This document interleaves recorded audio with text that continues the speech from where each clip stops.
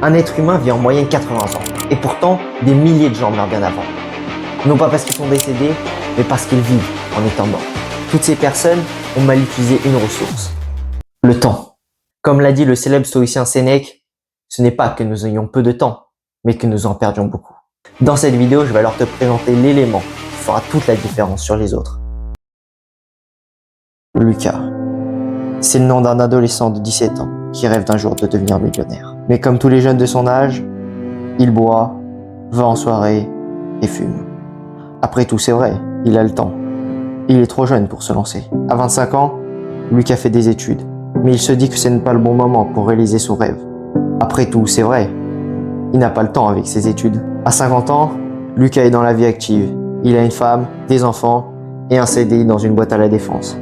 Pris dans une vie qui ne le compte pas totalement, il se dit qu'il se mettra à travailler sur son business dont il rêve tant quand il sera à la retraite. Mais 30 ans plus tard, Lucas est sur son lit de mort, à vivre ses derniers instants. Dans l'histoire que je viens de te raconter, Lucas a cru tout au long de sa vie qu'il avait le temps. Mais comme tu l'as vu, la mort l'a rattrapé. Mais comment se fait-il que même si l'on sache que l'on va mourir, la plupart des personnes ne passent jamais à l'action pour réaliser leurs rêves? On a souvent cette idée comme quoi il faut attendre le moment parfait pour passer à l'action. Mais existe-t-il vraiment un moment où tous les éléments sont alignés exactement à l'endroit où l'on souhaite? Quand on est ado, on nous dit qu'on est trop jeune, alors que Mark Zuckerberg a créé Facebook, alors qu'il n'avait que 19 ans. Quand on est fauché, on nous dit qu'on n'a pas assez d'argent, alors que Richard Branson a créé Virgin, alors qu'il n'avait que très peu de moyens. Et finalement, quand on a plus de 60 ans, on nous dit qu'il est trop tard, alors que Harland Sanders a créé KFC, alors qu'il avait 65 ans. Comme tu l'as compris avec ces exemples, le bon moment ne s'attend pas, il se crée. La plupart des gens attendent les conditions parfaites pour commencer, mais ils ne réalisent pas que commencer est la condition parfaite. Ça, c'est un calendrier, mais pas n'importe lequel.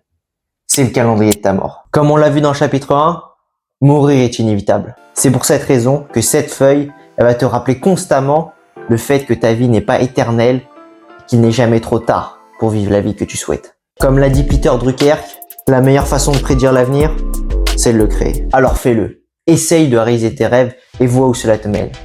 Te garantir le succès, c'est impossible. Mais piétiner ton rêve à chaque fois que tu l'énonces, la défaite sera assurée. C'était Aurélien. Ciao.